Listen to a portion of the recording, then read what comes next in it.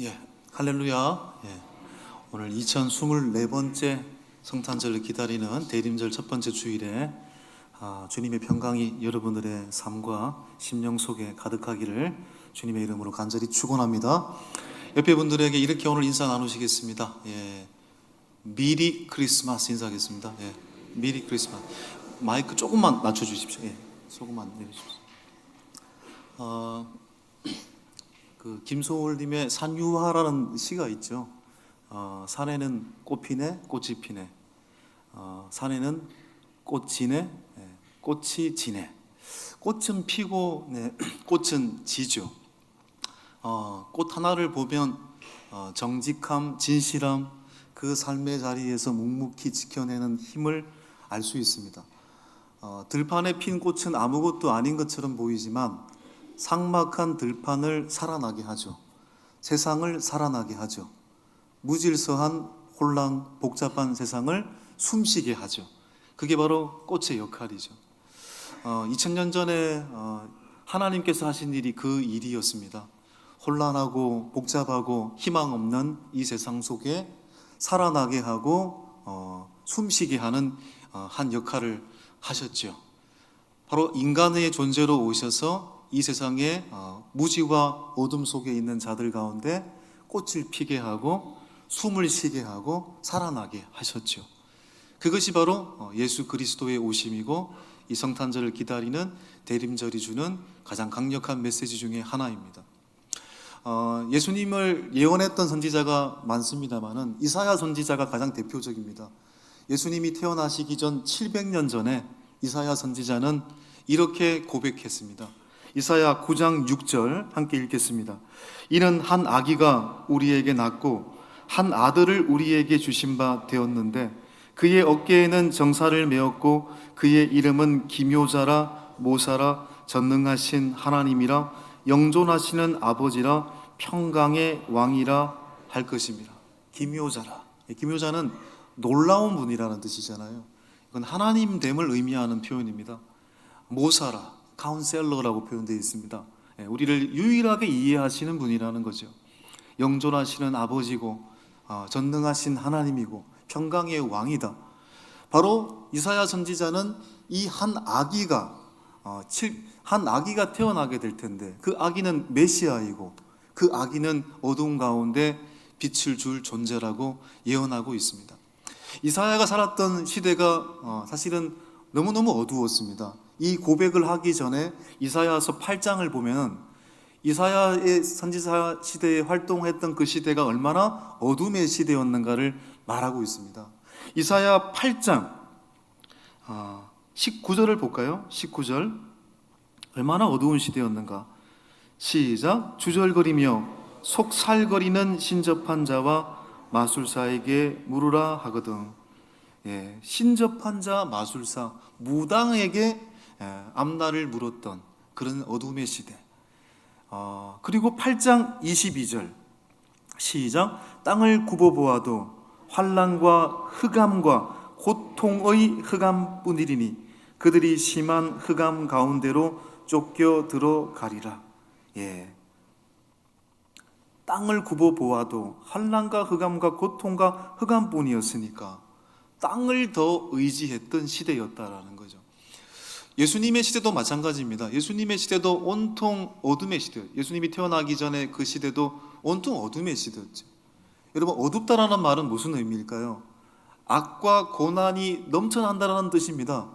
여러분, 예수님이 태어날 때 어떤 일이 벌어졌습니까? 예수님을 죽이기 위해 헤롯 대왕이 베들레헴에서 유아를 대학살하지 않습니까? 예수님 한 존재를 죽이기 위해서 그 베들레헴에 죄도 없는 아기들을 학살하는 일이 벌어집니다. 대학살. 그리고 그것으로 인해 사람들은 도망가죠. 피난. 그리고 가족이 뿔뿔이 흩어지죠. 이산가족. 그런 일들이 일어났습니다. 악과 고난이 가득했습니다. 그런데 세상이 어둡다는 것은 그 악과 고난을 도무지 해결할 방법을 알지 못했다는 것입니다. 그러니 사람들은 뭘 의지합니까? 무당을 의지하고 세속의 가치를 의지하고 자원을 의지하는 시대, 온통 흑암과 어둠밖에 없었습니다. 그런데 그 어둠 속에 바로 예수님께서 빛으로 이 땅에 오셨습니다. 마태복음 4장 16절에 이렇게 표현이 되어 있습니다. 시작. 흑암에 앉은 백성이 큰 빛을 보았고 사망의 땅과 그늘에 앉은 자들에게 빛이 빛이었도다. 흑암 가운데 큰 빛이었고 사망과 그늘에 앉은 자들에게 빛이었다. 바로 예수님의 오심은 그러한 역사였습니다. 여러분, 예수님은 이 땅을 사시면서 세 가지 사역을 하셨습니다. 예수님은 도대체 무슨 일을 하셨을까? 예수님의 그 사역을 요약하고 있는 한 구절이 있습니다. 일명 예수님의 3대 사역이라고 부르는데 마태복음 4장 23절 시작. 예수께서 온 갈릴리에 두루 다니사 그들의 회당에서 가르치시며 천국 복음을 전파하시며 백성 중에 모든 병과 모든 약한 것을 고치시니. 예수님은 가르치시는 분이십니다. 디다케. 예수님은 천국 복음을 전파하시는 분이시죠. 케리그마. 예수님은 아픈 자, 연약한 자를 치료하고 위로하시는 분이시죠. 테라피라고 부르죠. 이 사역은 오늘날도 여전히 우리 가운데 역사되고 있는 것입니다. 예수님은 우리가 무지할 때 가르쳐 주시는 분이시죠.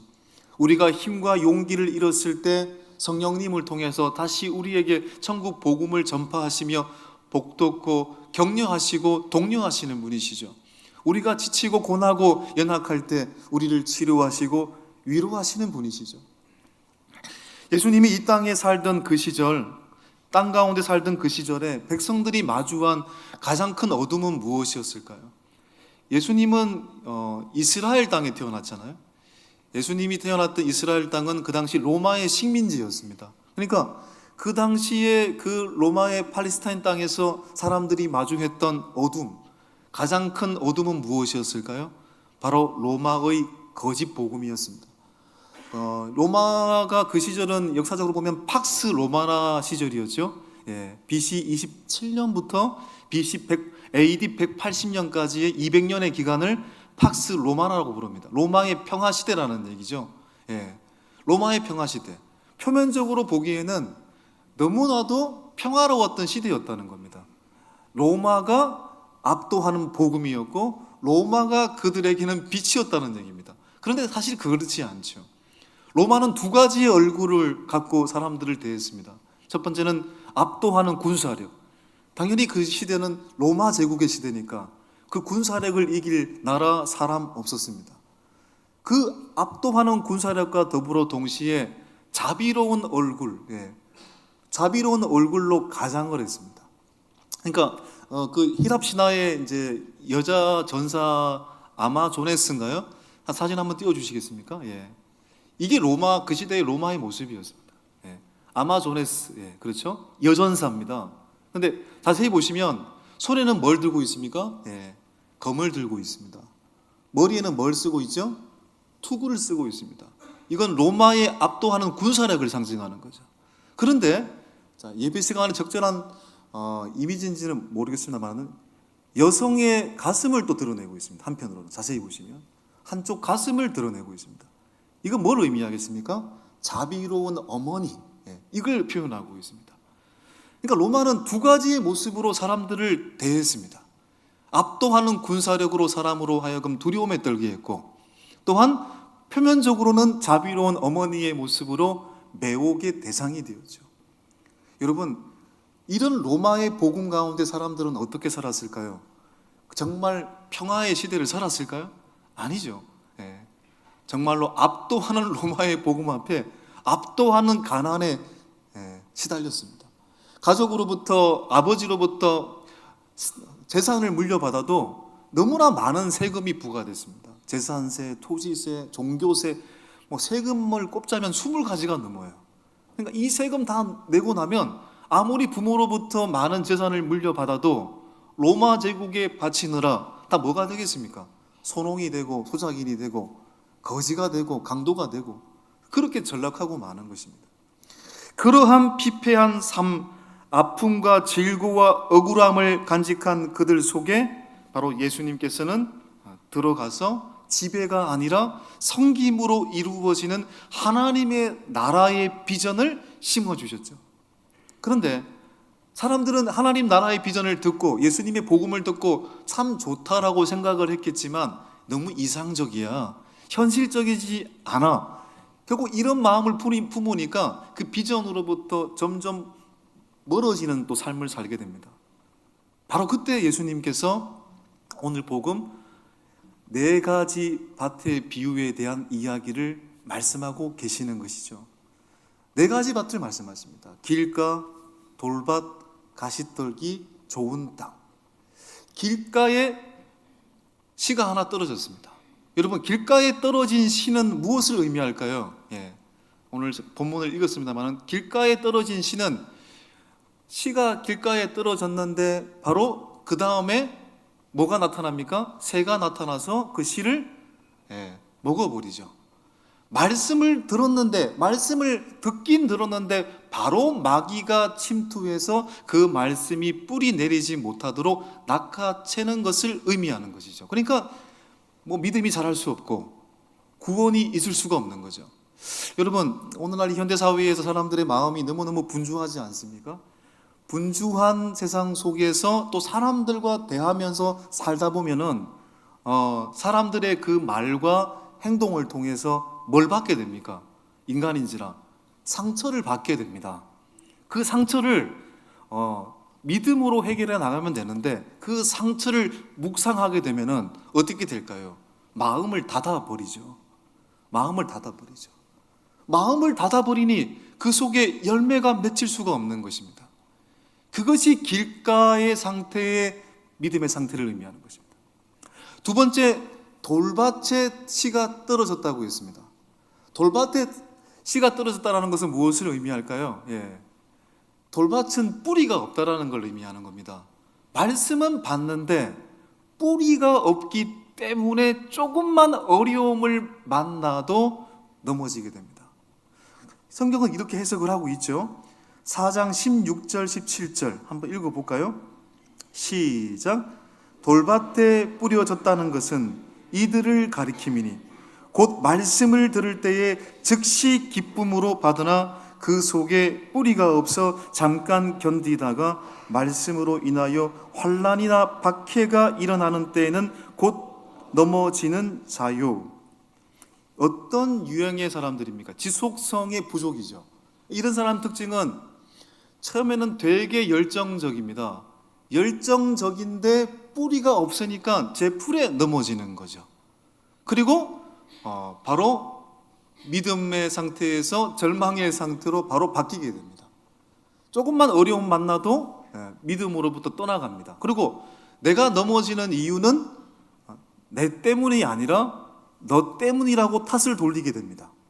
또 남의 탓을 돌리니까 이런 돌밭 같은 마음을 가진 사람들의 모인 공동체는 어떻게 되겠어요? 분란이 일어나고 분쟁이 일어나고 시기가 일어날 가능성이 높은 것이죠. 여러분, 신앙은 깊을수록 뭐 해야 됩니까? 과도한 열정을 경계해야 되는 것입니다. 우리의 열심으로 사는 게 아닙니다. 하나님의 열심으로 사는 겁니다. 우리 다음 주에 이제 오게 되는 러빔이란 찬양 CCM 팀의 대표곡이 하나님의 열심이죠. 성탄절의 메시지가 또 하나님 열심이거든요. 성탄절은 하나님이 인간이 되시기까지 우리를 사랑하시는 날입니다. 하나님의 열심이 임하신 날이잖아요. 우리는 하나님의 열심으로 사는 겁니다. 그러니까 신앙이 깊을수록 과도한 열정을 경계해야 됩니다. 우리는 하루하루 밭에 놓여진 그 돌을 하나하나 줍는 농부의 심정으로 살아가는 자들이 되어야 됩니다. 세 번째, 가시떨기에 뿌려진 씨라고 되어 있습니다. 여러분, 가시떨기에 뿌려진 씨는 뭘까요? 여러분, 말씀을 받는데 온갖 염려와 온갖 걱정과 세상의 향락 때문에 그 말씀이 결실치 못하는 상태를 의미하는 거죠. 마가복음 14장 18절 19절에서 이렇게 해석되어 있습니다. 자, 읽어볼까요? 또 어떤 이는 가시떨기에 뿌려진 자니 이들은 말씀을 듣기는 하되 세상의 염려와 재물의 유혹과 기타 욕심이 들어와 말씀을 막아 결실하지 못하게 되는 자요. 여러분 감리교의 창시자 존 웨슬리는 이런 그리스도인의 상태를 명목상의 그리스도인이라고 말합니다. 명목상의 그리스도인. 그러니까 그 명목상의 그리스도인이라는 글에 보면은 웨슬리가 이렇게 얘기를 합니다. 당신의 마음은 주님으로 인하여 행복하십니까? 주님이 당신의 생명이고 면류가 아닙니까? 하나님을 사랑하라 그리고 이웃을 사랑하라는 계명이 당신의 마음밭에 심어져 있습니까? 예수 그리스도께서 당신의 죄를 깊은 바다에 던졌음을 믿고 계십니까? 여러분 이 질문을 듣고 있으면 너무너무 부끄러워짐을 느끼게 됩니다. 내가 정말 주님으로 인하여 기뻐하고 있는가? 내 마음에 행복한가? 정말 나는 주님의 그 사랑으로 살고 있는 사람인가? 문득 잊어버릴 때가 많은 명목상의 그리스도인일 때가 얼마나 많은지 모르겠습니다. 그러나 절망할 필요 없습니다. 우리가 다 된 사람도 아니고요. 우리는 연약한 인간이기 때문에 그 곳을 향해 지향하면 되는 것입니다. 이렇게 예수님께서는 길가, 돌밭, 가시떨기 이 씨앗에 관한 이야기를 하셨는데 이 말씀을 듣는 제자들의 마음은 복잡했을 겁니다. 이 말씀을 들으면서 내가 길가와 같은 마음인가? 돌밭과 같은 마음인가? 가시떨기와 같은 마음인가? 허탈했을 가능성이 있습니다. 그런데 주님은 한 가지 더 말씀하시잖아요. 좋은 땅에 떨어진 씨앗과 같은 마음을 가진 사람도 있다라고 말씀하고 계십니다. 여러분, 좋은 땅에 떨어진 씨앗은 무엇을 의미하는 것입니까? 하나님의 말씀을 내 마음 가장 깊은 곳에 받아들이는 사람, 그리고 그 말씀을 받아들이고 그렇게 사는 사람을 의미하는 거죠. 4장 20절에 이렇게 해석이 되어 있습니다. 시작. 좋은 땅에 뿌려졌다는 것은 곧 말씀을 듣고 받아 30배나 60배나 100배의 결실을 하는 자니라.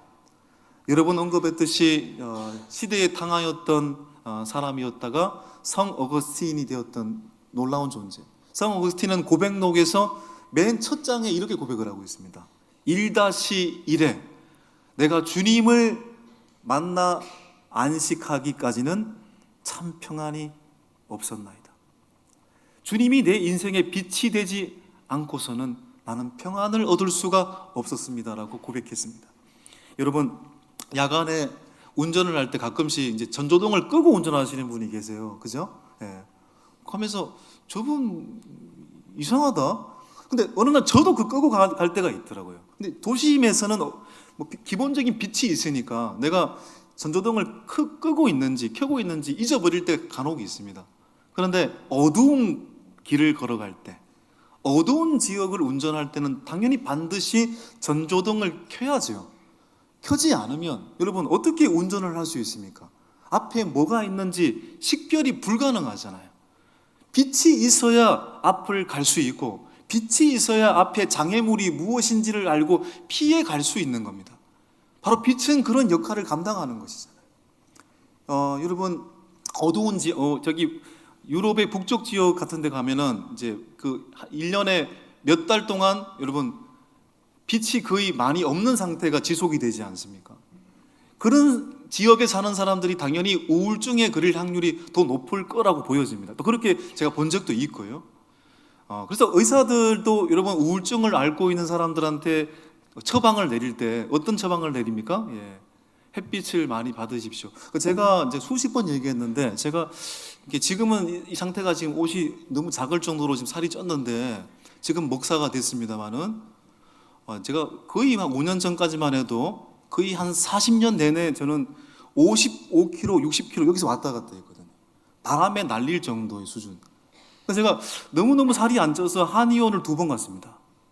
2번 다 똑같은 처방을 받았어요. 아유 선생님 신앙생활을 할 것을 권유합니다. 심지어는 새벽 예배를 한번 나가보시죠. 그때 저는 당연히 목사였고 교회를 다니고 있었고 새벽 예배를 매일 나가고 있었죠. 그런데 그 말은 저에게 너무너무 부끄러운 말이었습니다. 이분 말대로 보면은 저는 뭡니까? 건강해야 되는데 몸과 마음이 주님의 말씀처럼 들려졌습니다. 그러니까 우울증을 앓는 자들에게 햇빛을 많이 받으십시오. 예. 왜요? 햇빛은 기쁨이기 때문에 그렇습니다. 어두운 지역에 많이 사는 사람들에게 우울증이 많이 걸린다. 여러분, 햇빛은 즐거움이고 마음을 들뜨게 하는 것이기 때문에 그렇습니다. 빛이 있는 곳에 여러분 길이 있고 빛이 있는 곳에 기쁨이 있기 때문에 그렇습니다. 영적인 세계에서도 마찬가지 아닙니까? 주님께서는 시편 119편 105절의 말씀을 통해서 뭐라고 말씀하셨습니까? 주의 말씀은 내 발의 등이요 내 길의 빛이니이다. 여러분, 신앙생활이 어두운 것은 주님의 말씀을 빛으로 받아들이지 못하고 살기 때문입니다. 빛된 하나님의 말씀을 전 존재로 받아들이고 기경하는 좋은 땅과 같은 마음을 가진 자가 이 세상 속에서 어떤 어두운 길 속에서도 어디로 가야 할지를 알고 무엇을 피해야 될지를 알며 무엇이 선과 악인지를 분별할 줄 아는 그런 사람이 되기 때문에 그런 사람은 30배, 60배, 100배의 결실을 맺게 된다는 거죠. 예수님은 자신을 요한복음 8장 12절에서 자신을 이렇게 선언하셨습니다. 나는 세상의 빛이라고 했습니다. 가늠한 여인을 용서하고 난 다음에 하신 말씀이잖아요. 나는 세상의 빛이다. 자, 읽어볼까요? 나는 세상의 빛이니 나를 따르는 자는 어둠에 다니지 아니하고 생명의 빛을 얻으리라. 요한복음 1장 9절에도 참빛이 세상에 왔대요. 그런데 요한복음 1장 12절에 보면은 그 빛을 사람들이 받아들이지 않는다는 것입니다. 그런데 그 다음 구절이 놀랍습니다. 영접하는 자, 곧 그 이름을 믿는 자들에게는 하나님의 자녀가 되는 권세를 주셨으니. 예수님이 태어난 시점은 서두에 말씀을 드렸던 것처럼 로마 제국의 시대입니다. 로마의 복음이 압도했던 시대입니다. 일명 팍스 로마나 시대죠. 팍스 로마나 시대는 로마의 일대 왕이었던 아우구스투스로부터 200년의 그 기간을 팍스 로마라고 부릅니다. 당연히 그 시대는 압도하는 군사력, 표면적으로는 자애로운 얼굴로 사람들을 대했습니다. 그러나 그 어느 때보다 억압받고 지치고 고나고 곤비하고 아픔을 겪었던 시절, 다시 말해 로마의 복음은 거짓 복음이었습니다. 로마의 복음은 사람들을 괴롭히는 복음이었습니다. 그런데 그 복음 가운데, 그 거짓의 복음 가운데 진짜 복음이신 예수 그리스도의 복음, 예수 그리스도께서 빛으로 오셨죠. 그리고 압도한다라고 믿었던 로마의 복음을 예수의 복음이 압도했습니다. 보십시오. 그 찬란했던 로마 제국은 어디에 존재하고 있습니까? 그리고 예수의 복음은 여전히 지금도 사라지지 않고 오늘 이 자리에 있게 한 힘으로 남아있지 않습니까? 예수의 복음이 로마의 복음을 압도한 겁니다. 빛이 어둠을 이긴 것입니다.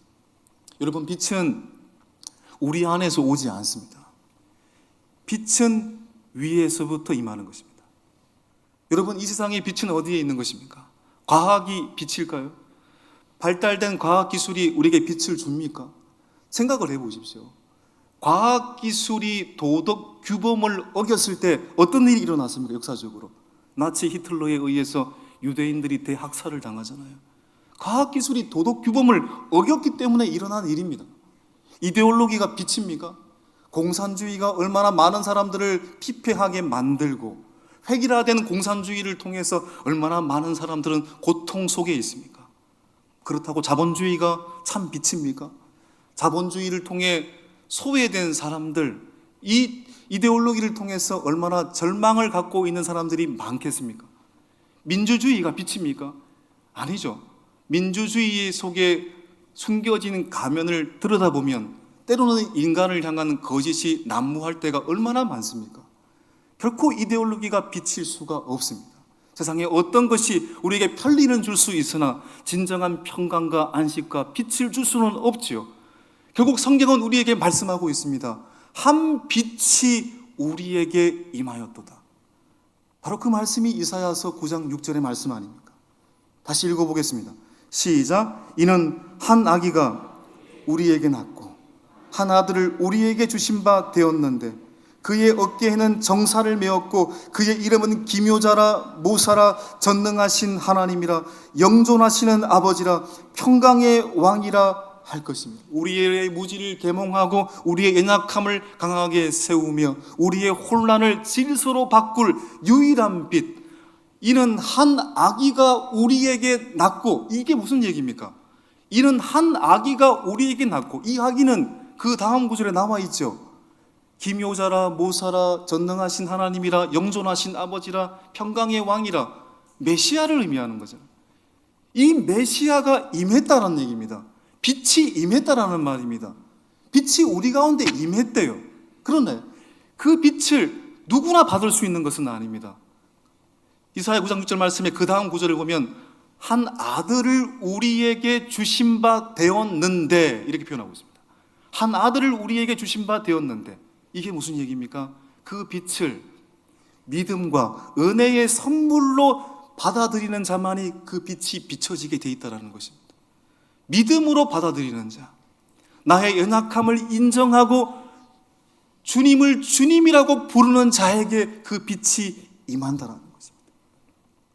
여러분, 2700년 전에 이사야가 살았던 시대가 어둠이었듯이, 2000년 전에 예수님이 태어났던 그 시절이 어둠이었듯이, 여전히 이 시대는 어둠이 가득한 시대가 아닐 수가 없습니다.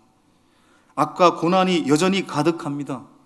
인간적으로 이 악과 고난을 해결할 방법을 사람들은 알지 못해서 자원을 의지하고 무당을 찾고 보살을 찾고 세상의 가치를 추구합니다. 그래서 사람들은 여전히 알쏭달쏭 긴가민가 속에 살고 있습니다. 그러나 세상의 가치를 찾는다는 건 결국 어떤 마음입니까? 길가와 같은 마음이고 돌밭과 같은 마음이고 가시떨기와 같은 마음이죠. 그 마음밭에는 열매를 맺을 수가 없습니다. 어떤 마음밭에만 열매가 맺혀집니까? 어두운 세상 속에 빛으로 오신 주님, 어두운 세상 속에 오직 주님만이 빛으로 오셨다라는 것을 믿는 믿음을 가진 자의 마음, 그리고 그분이 전하시는 그 말씀을 전 존재로 담아내는 그 마음밭에만 30배, 60배, 100배의 결실을 맺는 줄 믿습니다. 세상의 복음에, 세상의 영적 로마의 복음에 현혹되지 마십시오. 이미 그 로마의 복음을 예수의 복음이 압도했습니다. 그 복음을 간직하기 위해서는 오직 주님께서 어두운 세상의 빛이심을 믿는 믿음이 있어야 돼요. 그리고 그 예수님의 말씀을 온 존재로 받아들이는 좋은 땅과 같은 마음이 되는 이 대림절 기간이 되어서 여러분의 심령 속에 30배, 60배, 100배의 영적 결실을 맺는 복된 대림절 기간 될 수 있기를 간절히 축원합니다. 이 시간 말씀을 기억하시면서 찬송가 123장 함께 찬양하며 나아가도록 하겠습니다.